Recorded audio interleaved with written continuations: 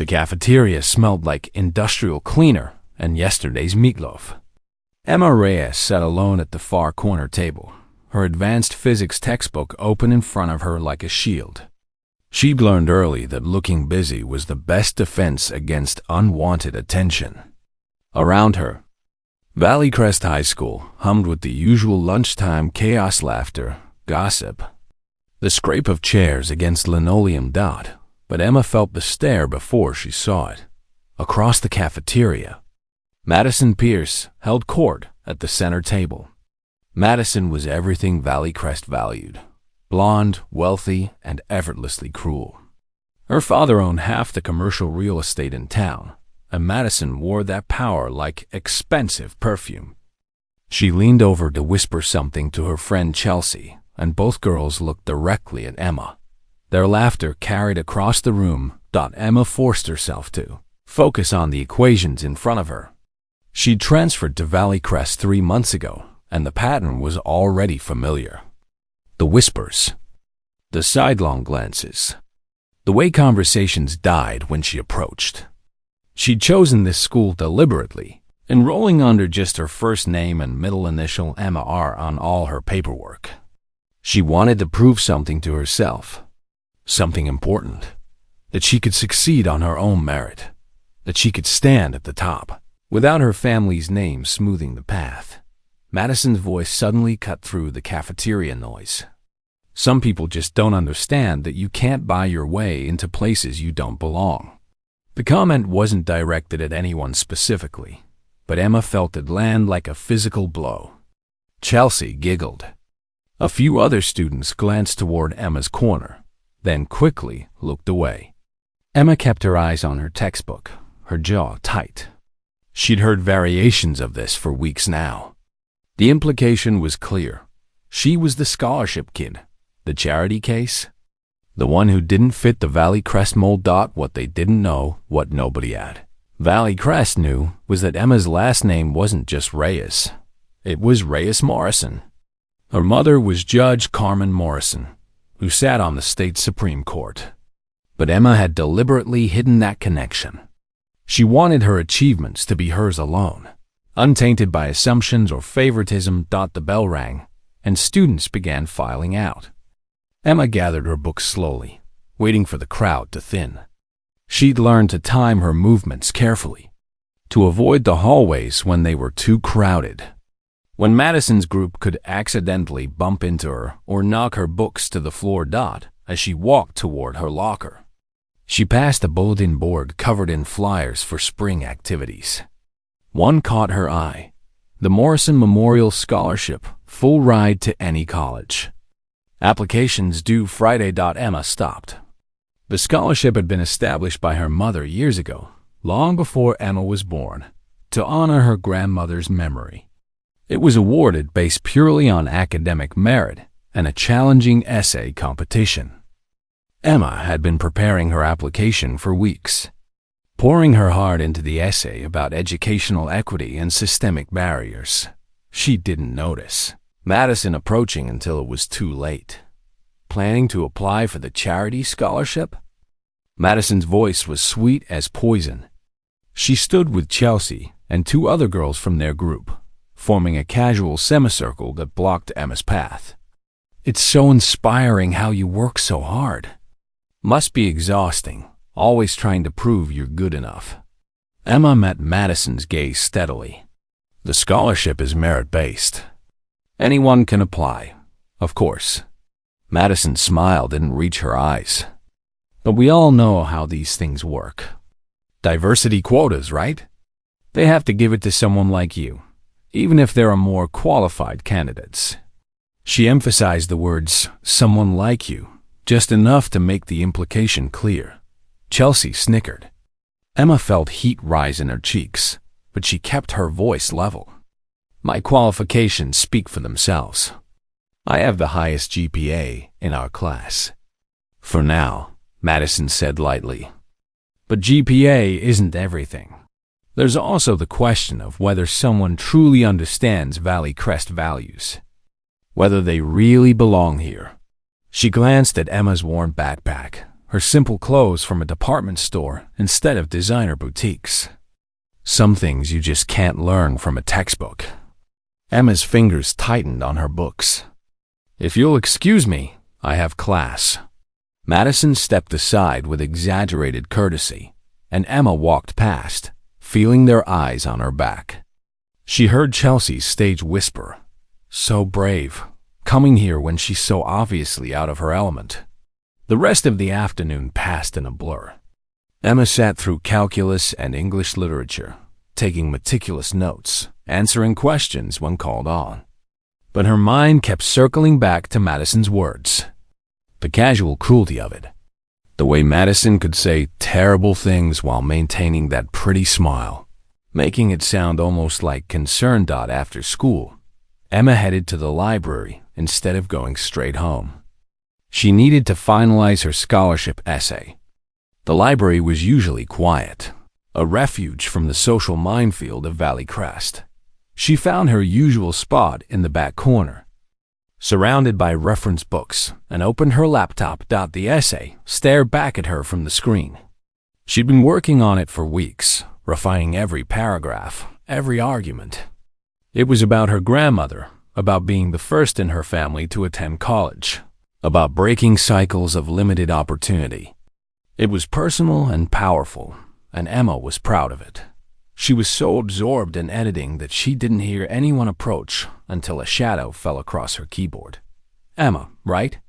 She looked up to find Tyler Chun standing there. Tyler was in her AP literature class, quiet, thoughtful, one of the few students who'd ever spoken to her like a normal person. He had kind eyes behind wire-rimmed glasses and always carried a worn copy of whatever book they were currently reading. "Hey, Tyler," Emma said, surprised. Most students avoided talking to her outside of class. "Mind if I sit?" He gestured to the empty chair across from her. Emma nodded, and Tyler slid into the seat. For a moment, he just fidgeted with his backpack strap, then said, "I heard what Madison said to you earlier." In the hallway, Emma's stomach tightened. "It's fine. I'm used to it. That doesn't make it okay." Tyler's voice was firm. "Madison's been doing this to people for years. Anyone she sees as competition or who doesn't fit her idea of what Valley Crest should be." He paused. "I wanted you to know that not everyone here thinks like her. Some of us actually care about merit and, treating people decently." Emma felt unexpected tears prick her eyes. She blinked them away quickly. "Thanks. That means more than you know." Tyler smiled. "Are you applying for the Morrison Scholarship?" "Yeah. You?" "Trying to. My essay's about my parents. They immigrated from Taiwan with nothing and built their restaurant from scratch. It's about the American dream and whether it still exists." He shrugged self-consciously. "Probably sounds cheesy." "It sounds honest," Emma said. "That's what matters." They talked for a while longer about their essays, about the classes they loved and the ones they endured. Tyler mentioned that Madison was also applying for the scholarship. Her essay was apparently about leadership and legacy, about upholding family traditions. "Of course it is," Emma muttered. Tyler grinned. "Yeah, but honestly, your chances are better than hers. Everyone knows you're the smartest person in our class. Madison just coasts on her name." If only he knew the irony of that statement. That evening, as Emma worked on her essay at home, her mother knocked on her bedroom door. Judge Carmen Morrison was a formidable woman, with sharp eyes that missed nothing and an unshakable sense of justice that had shaped Emma's entire childhood. "How's school?" her mother asked, settling on the edge of Emma's bed. "Fine," Emma said automatically. Her mother gave her that look, the one that said she knew Emma was holding something back but would wait patiently until Emma was ready to share. Emma sighed and set down her pen. "There's this girl, Madison. She's been making comments about how I don't belong at Valley Crest, how I only got in because of diversity quotas." Her mother's expression darkened. "Emma, you know that's not true." You earned your place there. I know, but it doesn't matter what's true. It matters what people believe. Emma hesitated. Sometimes I wonder if I made a mistake, hiding who I am. Maybe if people knew about you, about our family, they'd treat me differently. They would treat you differently, her mother agreed, but not necessarily better. They'd make assumptions about privilege and connections instead of assumptions about affirmative action. Either way, they wouldn't see the real you, the brilliant, hard-working young woman you are. Emma looked at her essay on the screen. I'm applying for your scholarship. The Morrison Memorial. Her mother's face lit up. That's wonderful. But you know, I can't be involved in the judging. The committee is completely independent. I know. And I'm glad. I want to win because my essay is the best, not because of who my mother is. Emma paused. That's why I enrolled as Emma R. I wanted to prove I could do this on my own. Her mother reached over and squeezed her hand. You've already proven that. But remember, there's a difference between proving yourself and punishing yourself. You don't have to make yourself small to earn respect. Those words echoed in Emma's mind as she lay in bed that night. She thought about Madison's cruel comments, about Tyler's unexpected kindness, about the weight of the name she carried and the choice she'd made to hide it.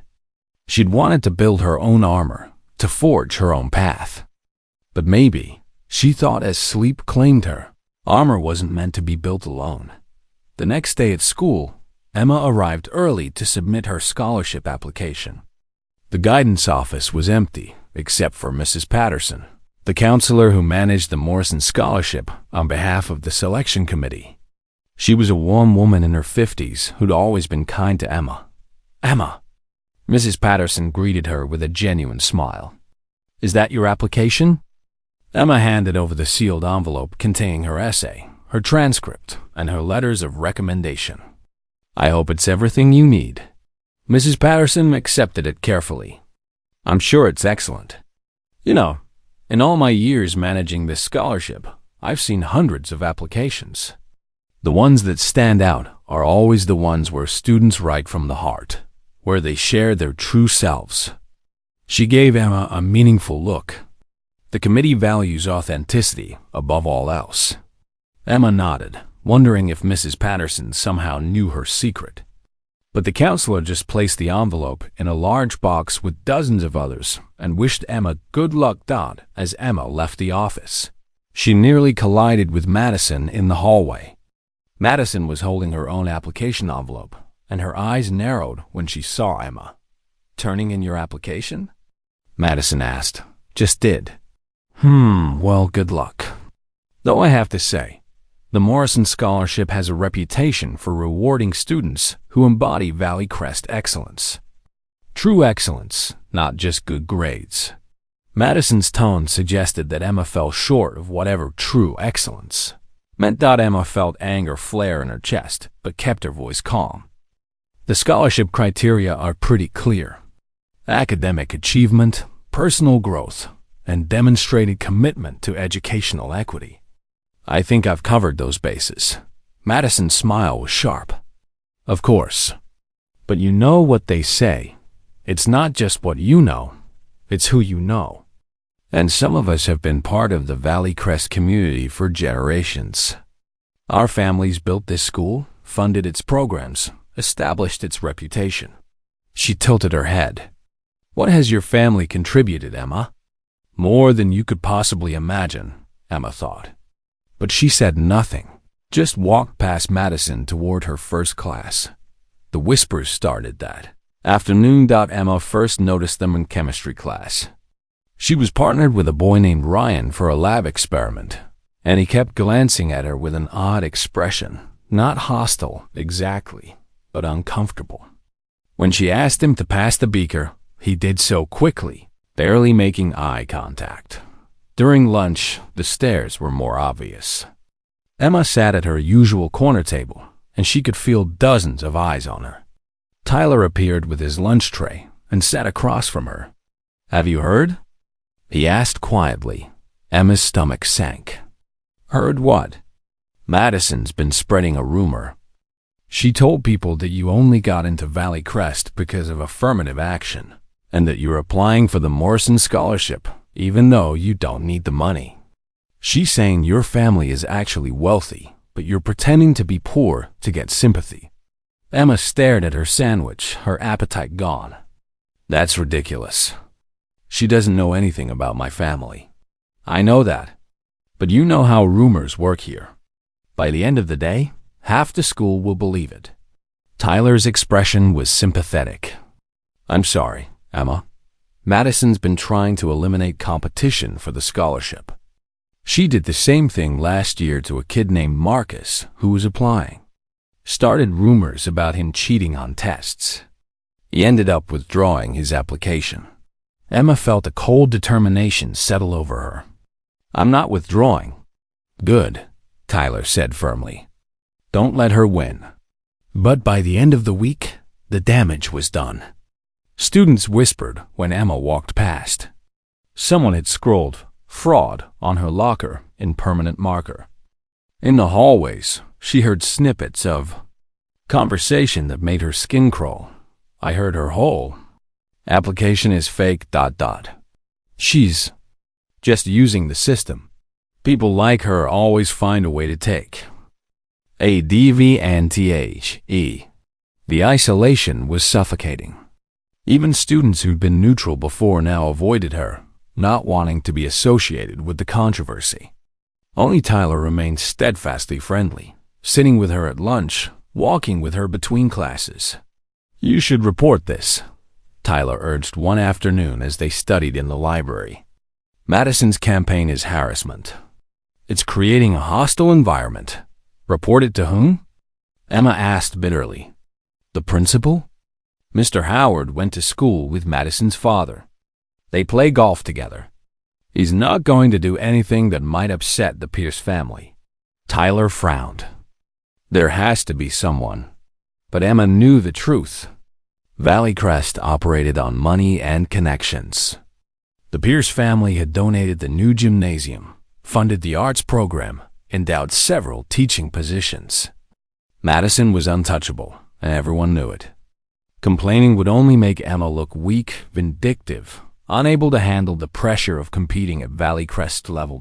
So Emma did what she'd always done. She put her head down and worked harder. She focused on her classes, her grades, her extracurriculars.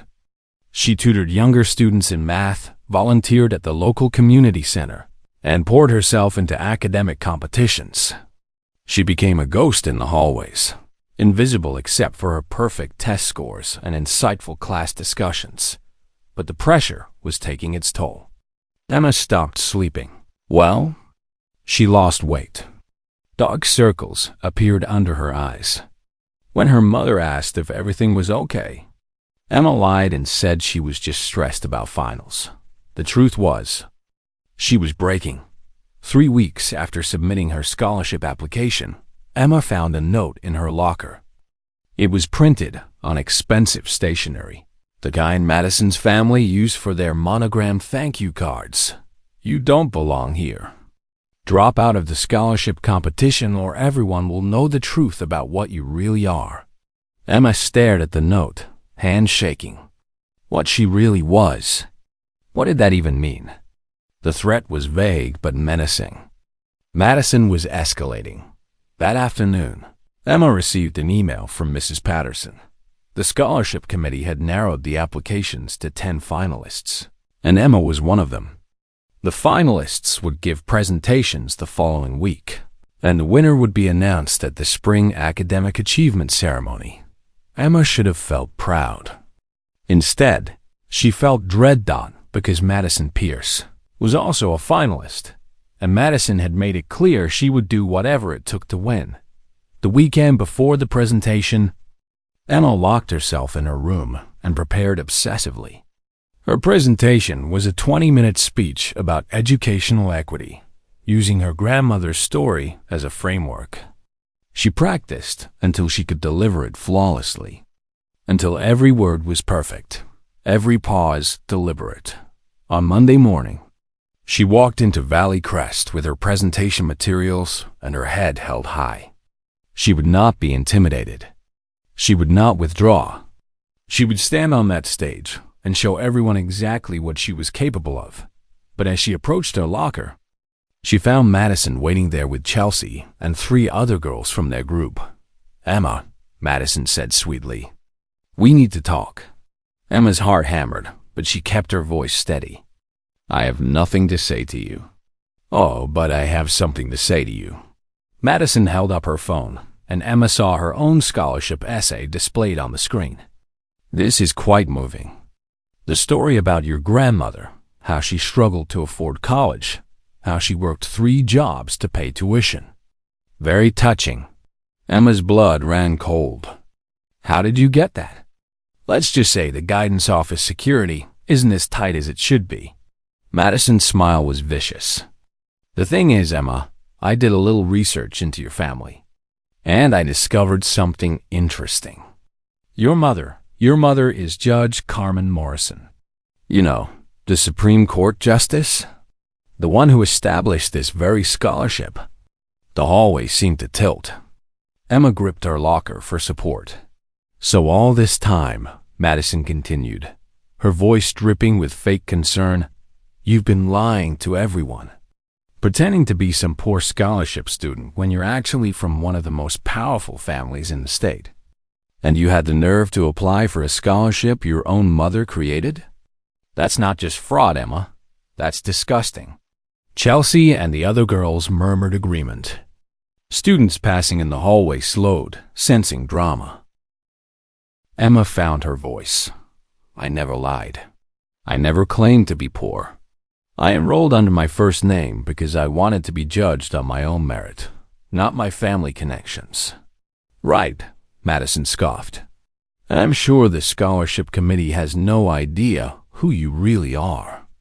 I'm sure your mother had nothing to do with you becoming a finalist." She raised her voice so everyone in the hallway could hear. "Ladies and gentlemen, meet Emma Morrison, daughter of the judge who runs the scholarship she's trying to win." Kind of changes things, doesn't it? Murmurs spread through the crowd. Emma saw shock, confusion, and accusation on the faces around her. Someone whispered, "I knew something was off about her." Another voice said, "That's so unfair to the real scholarship students." Tyler pushed through the crowd. "Madison, that's enough. Emma didn't do anything wrong." "Stay out of this, Tyler," Madison snapped. Then she turned back to Emma. "You have until tomorrow to withdraw from the scholarship competition. If you don't, I'll make sure this information gets to the local news." Can you imagine the scandal? Supreme Court Justice's daughter secretly competing for scholarship her mother established.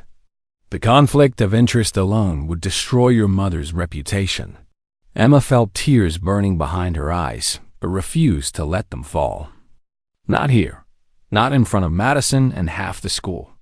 She grabbed her books from her locker and walked away, Madison's triumphant laughter following her down the hall. She spent the rest of the day in a daze. Teachers called on her, and she couldn't answer.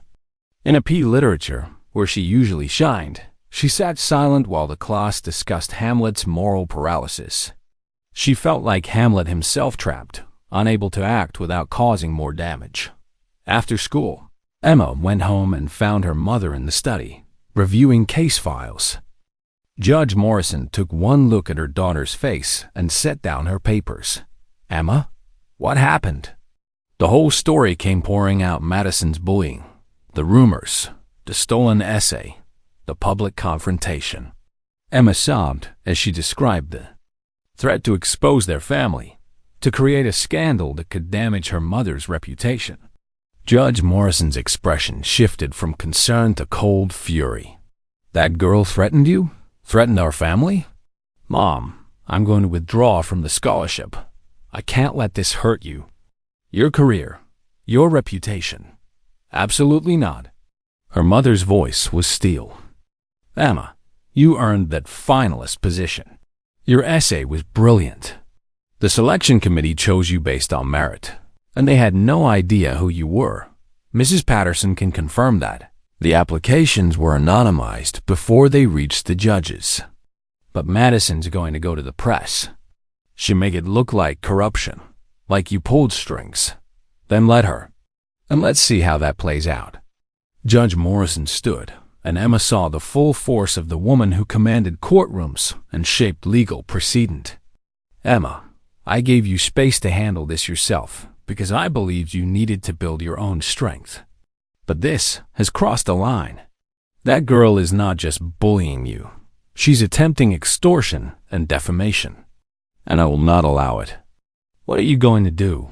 Her mother's smile was dangerous. What I do best. I'm going to ensure justice is served.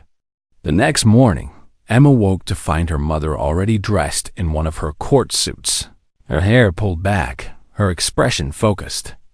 I'm coming to school with you today, she announced. I have a meeting scheduled with Principal Howard. Emma's stomach churned with anxiety as they drove to Valley Crest together. Her mother was silent, radiating controlled intensity. When they arrived, students stared openly at the imposing woman walking beside Emma. Word had obviously spread. They knew who Judge Morrison was, and they knew she was Emma's mother. In the main office, Principal Howard's face went pale when he saw Judge Morrison. Your Honor, he stammered, standing quickly. This is unexpected. How can I help you? We need to talk about the hostile environment your school has created for my daughter, Judge Morrison said crisply, and about the student who has been conducting a harassment campaign against her. Principal Howard's eyes darted to Emma, then back to the judge. I'm sure there's been some misunderstanding. Valleycrest takes all reports of bullying seriously. Do you? Because my daughter has been subjected to racial microaggressions, had her locker vandalized, been publicly humiliated, and received threatening notes. And all of this has been orchestrated by Madison Pierce in an attempt to force Emma to withdraw from an academic competition. Judge Morrison pulled out her phone and showed him photos Emma had been taking as documentation. The vandalized locker, the threatening note, screenshots of social media posts. This is well beyond teenage drama, Principal Howard. This is systematic harassment. Madison Pierce is one of our top students, Principal Howard said weakly. I'm sure she didn't intend. Intent is irrelevant. Impact is what matters. Judge Morrison's voice could have cut glass. And the impact has been devastating to my daughter's well-being and education. Now, you have two choices. You can take immediate action to address this situation, or I can take my concerns to the school board, the superintendent, and the press. Given that I'm a Supreme Court justice, I imagine the media would be quite interested in a story about how Valley Crest allows wealthy students to bully their competition without consequences. Principal Howard looked trapped. What would you like me to do? For starters, you can call Madison Pierce and her parents to your office. Now, we're going to have a conversation about accountability. 20 minutes later, Madison sat in Principal Howard's office with her father, Richard Pierce. Madison looked confused and slightly annoyed, as if this was all a ridiculous inconvenience. Her father wore an expensive suit and an expression of barely concealed irritation at having his workday interrupted. Judge Morrison sat across from them, with Emma beside her. Principal Howard perched nervously at his desk. Mr. Pierce, Madison, Judge Morrison began. I'm here because your daughter has been conducting a sustained campaign of harassment against my daughter, Emma. Richard Pierce frowned. That's a serious accusation. Madison, what is she talking about? Madison's eyes went wide with fake innocence. I don't know. Emma and I barely interact. We're both finalists for the Morrison Scholarship, but that's just healthy competition. Is it healthy competition to steal and leak another student's confidential essay? Judge Morrison placed photos of Madison's phone displaying Emma's essay on Principal Howard's desk. We have testimony from other students that you accessed the guidance office and photographed Emma's application materials. Madison's face paled slightly. Her father leaned forward. How did you get photos of my daughter's phone? A concerned student provided them. Judge Morrison's expression didn't waver. Is it healthy competition to spread rumors about Emma's academic qualifications? To vandalize her locker? To threaten her with exposure unless she withdrew from the scholarship? I never threatened anyone. Madison protested, but her voice had lost its confidence. Emma spoke for the first time.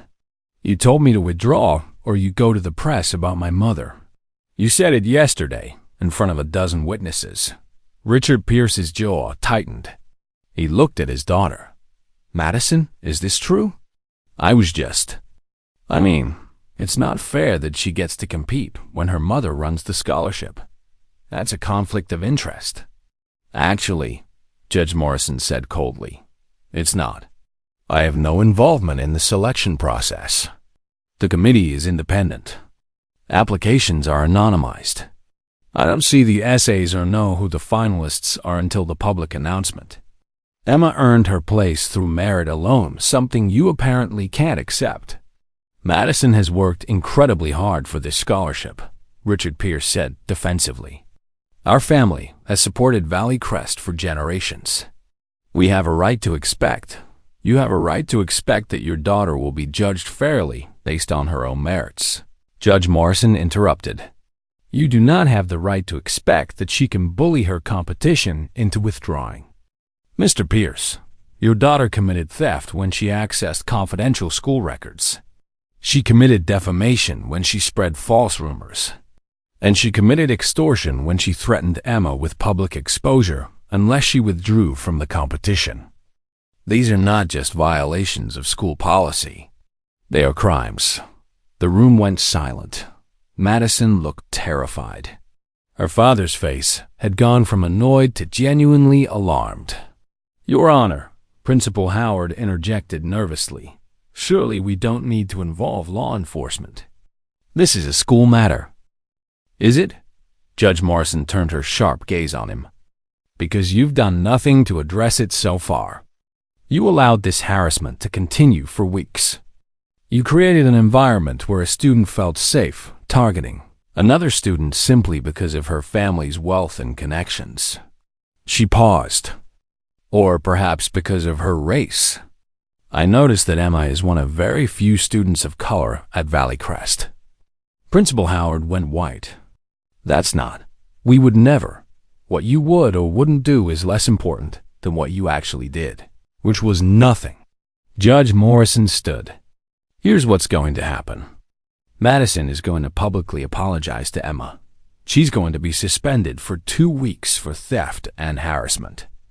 And if there is any further retaliation, any whispers, any rumors, any attempt to damage Emma's reputation, I will pursue formal charges. You can't dictate school discipline. Richard Pierce protested. No, but I can file a lawsuit for harassment and emotional distress.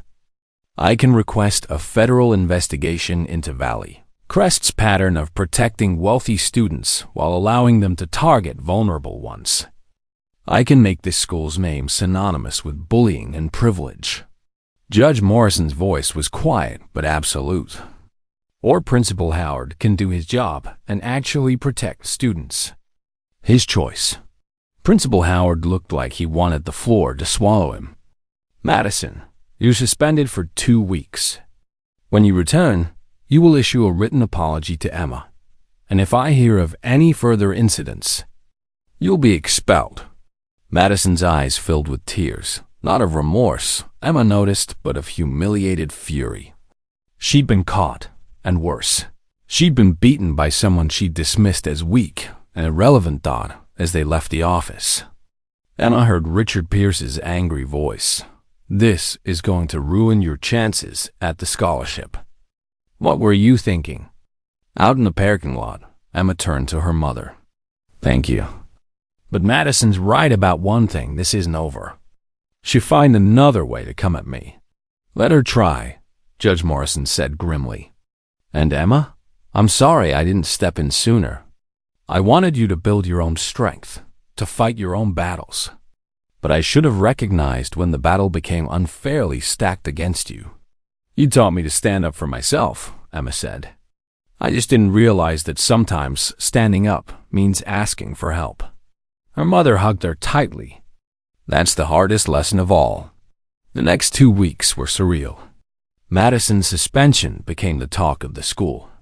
Without her there to control the narrative, the truth spread how she'd stolen Emma's essay, how she'd tried to blackmail Emma into withdrawing, how her father's money and influence hadn't been enough to protect her from consequences this time. Students who'd avoided Emma before suddenly wanted to talk to her. Some offered genuine apologies for believing the rumors. Others were clearly just trying to be on the winning side now that the power balance had shifted. Emma accepted the apologies, but remained wary. She'd learned that alliances at Valley Crest were fragile, based on social calculation rather than actual friendship. Tyler remained her constant, loyal friend. And gradually, a few others joined their lunch table students who'd also felt like outsiders, who were relieved to see that Madison's reign of social terror had limits. The day of the scholarship presentations arrived. Madison was back from suspension, but her usual confidence had cracked. She went first, delivering a polished but soulless speech about leadership and legacy that hit all the expected notes but felt hollowed out when Emma's turn came. She walked to the podium and looked out at the assembled students, teachers, and scholarship committee members. She saw Principal Howard sitting in the back, his expression carefully neutral. She saw Madison in the third row, her jaw tight. She saw Tyler giving her an encouraging thumbs up. And she saw her mother, sitting quietly near the side. Radiating pride, Emma began to speak. She told her grandmother's story, not just the struggle and hardship, but the joy of learning, the power of education to transform lives. The way knowledge had been her grandmother's pathway to dignity and self-determination. She talked about what it meant to earn your place, to prove yourself not through connections or money but through dedication and intellect.